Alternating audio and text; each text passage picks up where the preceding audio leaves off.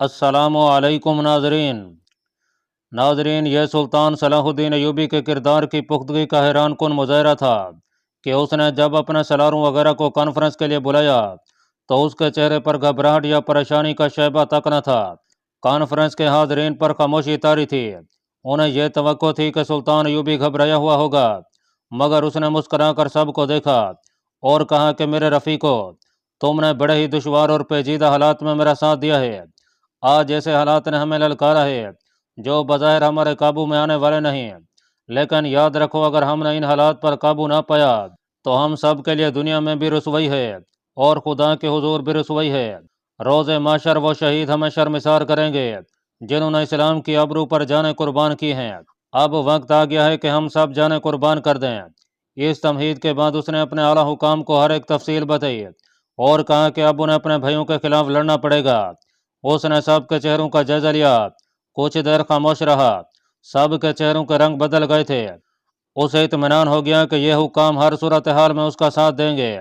उसने कहा कि मेरा पहला इक़दाम यह है कि मैं अपनी खुद मुख्तारी का ऐलान करता हूँ। मैं अब मरकजी खिलाफत का पाबंद नहीं रहना चाहता, लेकिन मैं ये ऐलान तुम सब की इजाज़त के बगैर नहीं करूँगा। मुझे इजाज़त देने या ना देने से पहले एक दो पहलू पर गौर कर लो। एक ये कि खिलाफत अमलन ख़त्म हो चुकी है। जैसा कि मैंने तुम्हें बताया है कि खलीफा 11 साल का बच्चा है, उस पर 3-4 उमरा ने कब्जा कर रखा है। ये उमरा सलेबियों के दोस्त हैं, लिहाजा आपको यह समझने में देर नहीं लगनी चाहिए कि खिलाफत सलेबियों की गोद में चली गई है। अब हमारी फिक्र खिलाफत के खिलाफ है। अगर तुम खुद मुख्तार और आज़ाद नहीं होते तो तुम्हें खलीफा के हुक्म मानने पड़ेंगे और ये हुक्म सल्तनत इस्लामिया के लिए तबाह कुन होंगे।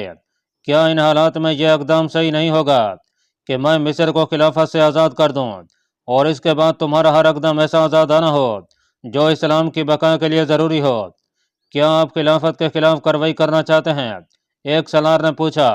मैंने अभी फैसला नहीं किया, सलाहुद्दीन अयूबी ने जवाब दिया। कल परसों तक मेरे वो एलची वापस आ जाएंगे जिन्हें मैंने उमरा की तरफ भेज रखा है। अगर मुझे जंगी कार्रवाई का फैसला करना पड़ा तो गुरेज नहीं करूंगा। आप मिस्र को खुद मुख्तार मुमलकत करार दे दें। एक हाकिम ने कहा, हम 11 साल के बच्चे को खलीफा तस्लीम नहीं कर सकते, तो क्या तुम सब मुझे सुल्तान मिस्र तस्लीम करोगे? सलाहुद्दीन अयूबी ने पूछा। तमाम हाजरीन ने भी एक ज़बान कहा कि वह उसे सुल्तान मिस्र तस्लीम करते हैं। सलाहुद्दीन अयूबी ने उसी वक्त खुद मुख्तारी का ऐलान कर दिया और मिस्र को आज़ाद मुमलकत करार दे दिया। इस ऐलान के साथ ही उसे उसी वक्त कानून के मुताबिक सुल्तान का खिताब मिल गया। मैं उम्मत रसूलुल्लाह सल्लल्लाहु अलैहि वसल्लम का नहीं, मैदान जंग का बादशाह हूँ। सुल्तान अयूबी ने कहा, तुमने देखा है कि मैं सलेबियों के लश्कर के दरमियान घूमता फिरता रहा हूँ। मैंने 10-10 जाबाजों से 10-10 हज़ार लश्करों को तहबाला किया है, मगर अपने भाइयों के खिलाफ जंग की सोचता हूँ तो तमाम जंगी चालें जहन से निकल जाती हैं। मेरी तलवार नियाम से बाहर नहीं आती। मुझे और तुम सबको यह दिन भी देखना था कि हम आपस में लड़ें और सलेबी तमाशा देखें। यह तमाशा हमें दिखाना ही पड़ेगा सुल्तान मोहतरम। एक सलार ने कहा, अगर अपने भाइयों पर अल्फाज का असर ना हो तो तलवार इस्तेमाल करनी ही पड़ेगी। हम में से कोई भी खिलाफत की गद्दी का ख्वाहिशमंद नहीं। हम जो कुछ करेंगे इस्लाम की खातर करेंगे, ज़ाती मफाद की खातर नहीं।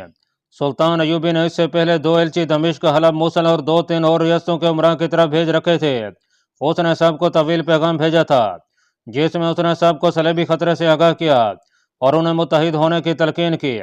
वह उन्हें इस्लामी वहदत का कायल करना चाहता था। दोनों एलची मायूस वापस आ गए।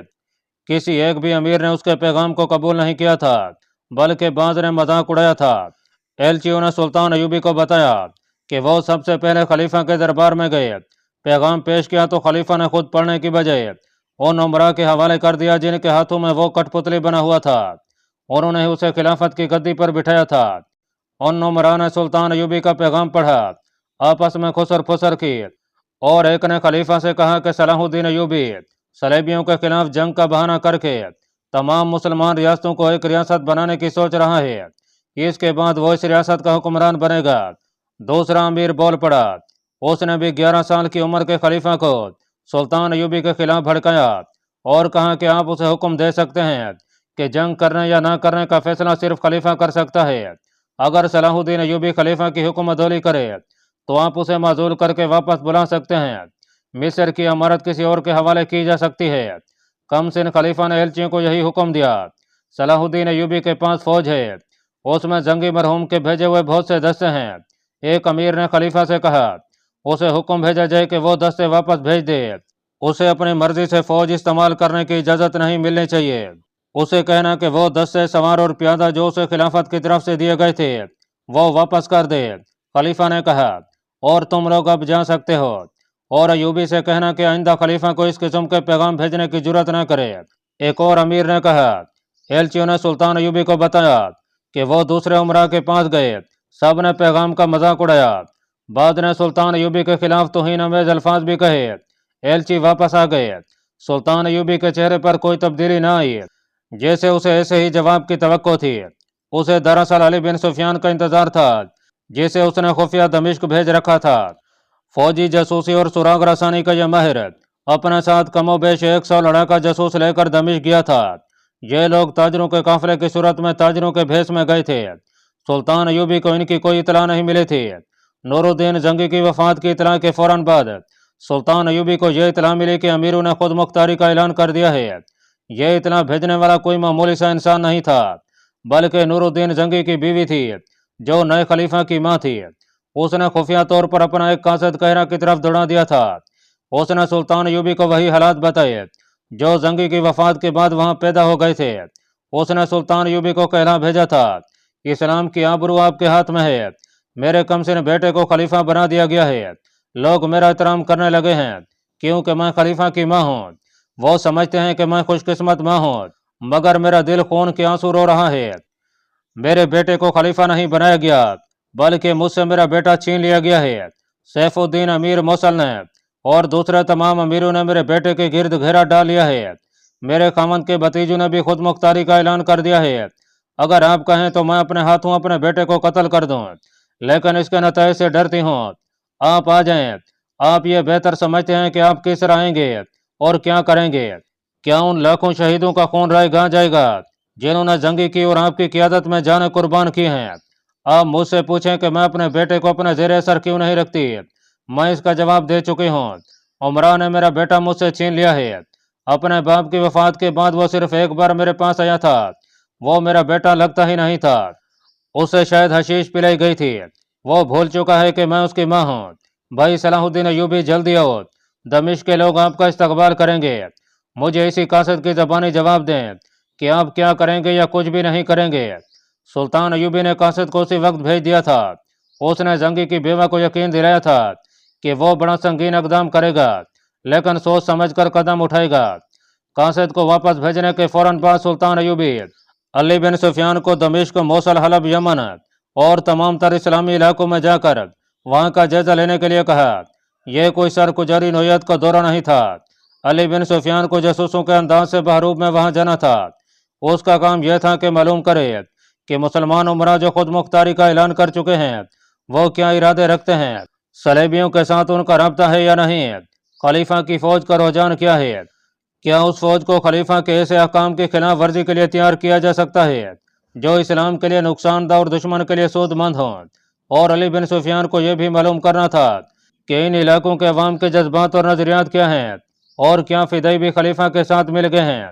यह जायजा भी लेना था कि सुल्तान अयूबी दमिश्क या किसी और मुसलमान इलाके पर फौज कशी करे तो वहां के अवाम का रद्द अमल क्या होगा। सुल्तान अयूबी की कामयाबी का राज यही था कि वो अंधेरे में नहीं चलता था। उसे जहां जाना होता था अपने जासूसी के निज़ाम के जरिए वहां के अहवालों, कवायद, दुश्वारियों और खतरों का जायजा ले लेता था। उसका जासूसी का निज़ाम बहुत तेज और होशियार था। उसके जासूस जहां अदाकारी और बहरूप धरने की महारत रखते थे वहां वो माहिर छापा मार भी थे, इसीलिए उन्हें लड़ाका जासूस कहा जाता था। वो बगैर हथियारों की लड़ाई के भी माहिर थे। अली बिन सुफियान को खुदा ने जासूसी और सुराग रसानी का वस्फ पैदाइश के साथ ही अता किया था। अब जंगी की वफात के बाद इस्लामी ममालिक के हालात मखदूश हो गए और सलेबी खतरा सर पर आ गया, तो उसे सुल्तान अयूबी के इस हुक्म को समझने में कोई मुश्किल पेश न आई कि इन बदले हुए हालात का जायजा लेना है और यह जायजा किस तरह लेना है।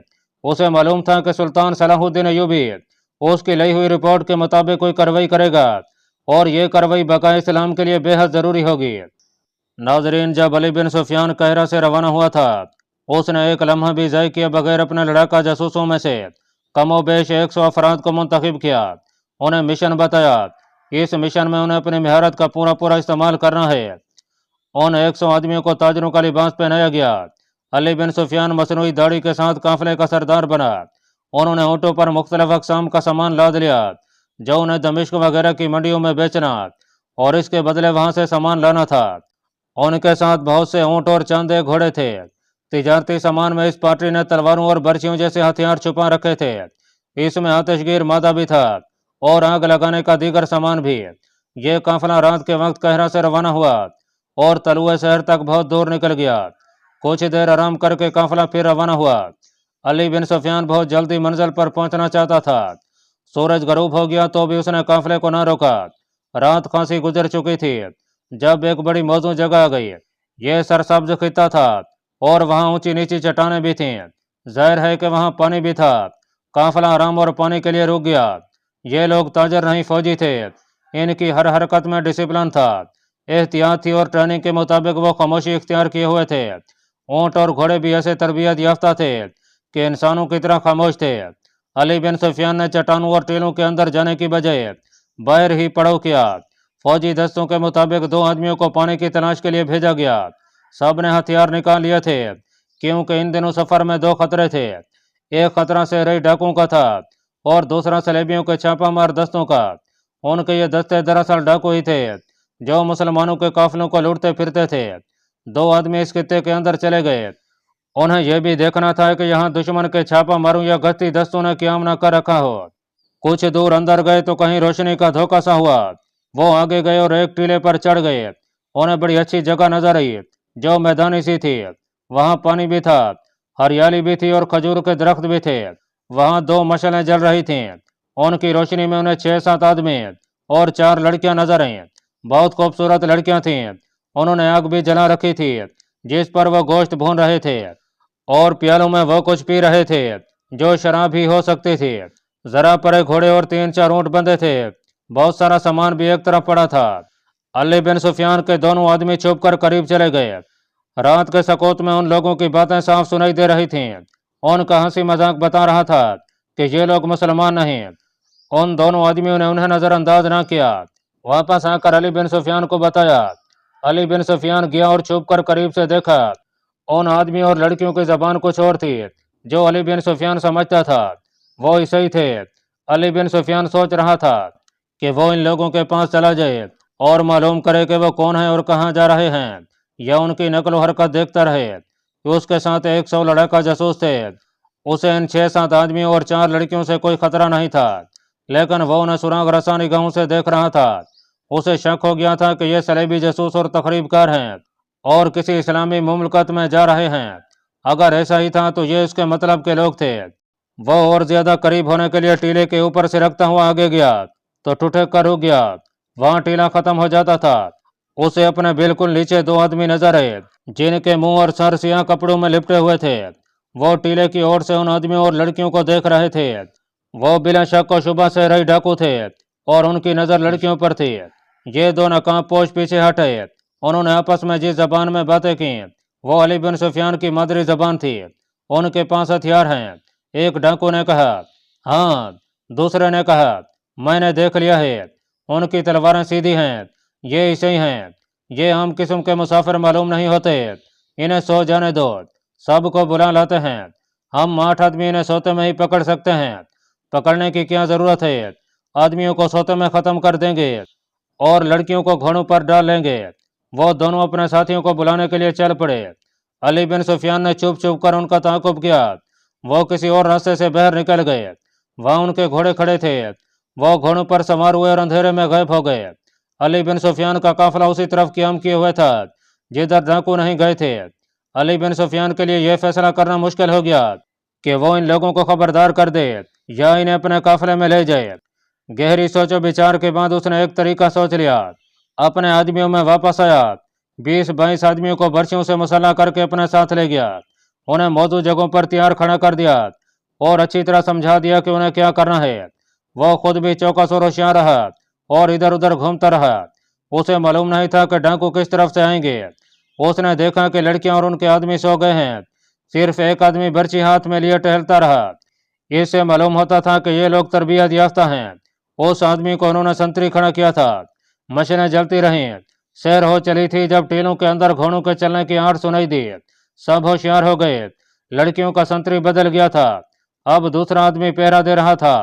डाकू टीलों के दरमियान थे और अली बिन सुफियान और उसके आदमी टीलों के ऊपर। थोड़ी देर बाद 8-9 डाकू उस जगह दाखिल हुए जहां उनका शिकार सोया हुआ था। संतरी घबरा गया। उसने जल्दी से अपने साथियों को जगाया। डाकुओं ने उनके गिर्द घेरा डाल लिया और घोड़ों से कूदे। लड़कियों के साथ आदमी जाग उठे, मगर डाकुओं ने उन्हें हथियार उठाने की मोहलत ना दी। एक ने ललकार कर कहा, अपना सामान और लड़कियां हमारे हवाले कर दो और अपनी जानें बचाओ। उसने लड़कियों से कहा, तुम इस तरफ आ जाओ, मारी जाओगी। 2 डाकुओं ने उन्हें धकेल कर एक तरफ कर दिया। उनके आदमी निहत्थे थे, फिर भी 2 ने मुकाबला करने की कोशिश की। वो वाकई तरबियत याफ्ता थे, बेजिगरी से लड़े। अली बिन सुफियान की आवाज पर जो उसने पहले मुकर्रर कर रखी थी, उसके आदमी अकाबों की तरह टीलों से उतरे और डाकू अभी समझ ही ना पाए थे कि ये कौन लोग हैं। एक एक बर्छी एक एक डाकू के जिस्म में दाखिल हो चुकी थी। इससे पहले डाकुओं के हाथों लड़कियों के साथ के 2 आदमी मारे जा चुके थे, जिसका अली बिन सुफियान को कोई अफसोस नहीं था। वो गलबन यही चाहता था कि उनमें से 2 आदमियों का खून हो जाए, ताकि दूसरों पर, खसूसन लड़कियों पर दहशत तारी हो जाए। अली बिन सुफियान ने अपने आदमियों को टीलों पर चढ़ा दिया और इन लोगों के पास बैठ गया। लड़कियां बहुत ही डरी हुई थीं। उनके सामने 2 लाशें अपने साथियों की और 9 लाशें डाकुओं की पड़ी थीं। अली बिन सुफियान ने उनकी जबान में इन आदमियों और लड़कियों से बातें शुरू कर दी। वो लोग उसके इस कदर ममनून थे जैसे उसके मुरीद बन गए हों। उसने उन्हें मौत के मुंह से निकाला था। उनसे उसने पूछा कि वो कहाँ से आए हैं और कहाँ जा रहे हैं। उन्होंने जवाब दिया तो अली बिन सुफियान मुस्कराया और बोला, अगर तुम लोग मुझसे ये सवाल पूछते तो मैं भी ऐसा ही गलत जवाब देता। मैं तुम्हारी तारीफ करूंगा कि इतनी खौफजदगी में भी तुमने अपना पर्दा नहीं उठाया। तुम कहाँ से आए हो? एक ने उससे पूछा। और कहाँ जा रहे हो? जहाँ से तुम आए हो, अली बिन सुफियान ने जवाब दिया। और वहीं जा रहा हूँ जहाँ तुम जा रहे हो। हमारे काम मुख्तलिफ हैं, मंजिल एक ही है। उन्होंने एक दूसरे की तरफ देखा, हैरान से हुए और अली बिन सुफियान को देखने लगे। वो मुस्करा रहा था। उसने कहा, क्या तुमने देखा नहीं था कि मैंने कैसी चाल से इन डाकुओं को खत्म कर दिया है? क्या कोई मुसाफिर या कोई काफिला ऐसी चाल चल सकता है? क्या ये एक तरबियत याफ्ता कमांडर की उस्तादी नहीं जो मैंने दिखाई है? तुम मुसलमान फौजी भी हो सकते हो, मैं सलीब का सिपाही हूँ। अली बिन सुफियान ने जवाब दिया, क्या तुम अपनी सलीब दिखा सकते हो?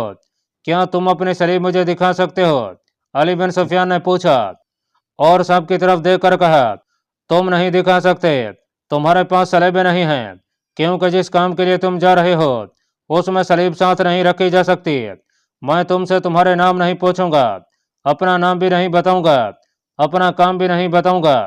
सिर्फ ये बता देना जरूरी समझता हूँ कि हम एक ही मंजिल के मुसाफिर हैं और हमसे मालूम नहीं कौन कौन अपने वतन वापस लौट सकेगा। हम जरूर कामयाब होंगे। खुदावंद यीशु मसीह ने जिस तरह मुझे और मेरे आदमियों को तुम्हारी मदद के लिए भेजा है, यह निशानी है कि तुम सही रास्ते पर हो और तुम कामयाब होगे। नूरुद्दीन जंगी की मौत इस हकीकत की निशानी है कि दुनिया पर सलीब की हुकूमत होगी। मुसलमानों का कौन सा अमीर रह गया है जो हमारे जाल में नहीं आ गया? मैं तुम्हें यही नसीहत करूंगा कि साबित कदम रहना। उसने लड़कियों की तरफ देखकर कहा, तुम्हारा काम सबसे ज्यादा खतरनाक और नाजुक है। हम जो मर्द हैं वो अपनी जान देकर दुनिया की मुश्किलात से आजाद हो जाते हैं, तुम्हारी कोई जान नहीं लेता। तुमसे आबरू की कुर्बानी ली जाती है और यही सबसे बड़ी कुर्बानी है। नाजरीन, अली बिन सुफियान उस्ताद था। उसकी जबान में ऐसा तिलिस्म था कि वो सब दम बखुद हो गए। थोड़ी सी देर में उसने उनसे कहलवा लिया कि वो सलेबी हैं और तकरीबकारी के लिए दमिश्क और दीगर इलाकों में जा रहे हैं। वो भी ताजरों के भेष में थे। अली बिन सुफियान सलेबियों के निज़ाम जासूसी की खुफिया बातें और इस्तिलाहें जानता था। इस वक्त तक वो बेशुमार सलेबी जासूस पकड़कर उनसे इकबाल जुर्म करवा चुका था। उसने जब उन इस्तिलाहों में बातें की तो लड़कियों और उनके साथ के आदमियों को न सिर्फ ये यकीन हो गया कि वो सलेबी जासूस है, बल्कि वो उसे जासूसों का कमांडर समझने लगे। उसने उन्हें बताया कि उसके साथ 100 आदमी हैं, उनमें लड़का जासूस भी हैं और फिदई भी, जो दमिश्क वगैरह में उन आला अफसरों को कत्ल करने या गायब करने जा रहे हैं जो सलाहुद्दीन अयूबी के मकतब फिक्र के पैरोकार हैं। उसने उन्हें बताया कि वो लंबे अरसे से मिस्र में काम कर रहा था, अब उसे उधर भेजा जा रहा है। अल्लाह पाक कमी बेशी माफ फरमाए। अल्लाह आपका हामी और नासिर हो। आमीन।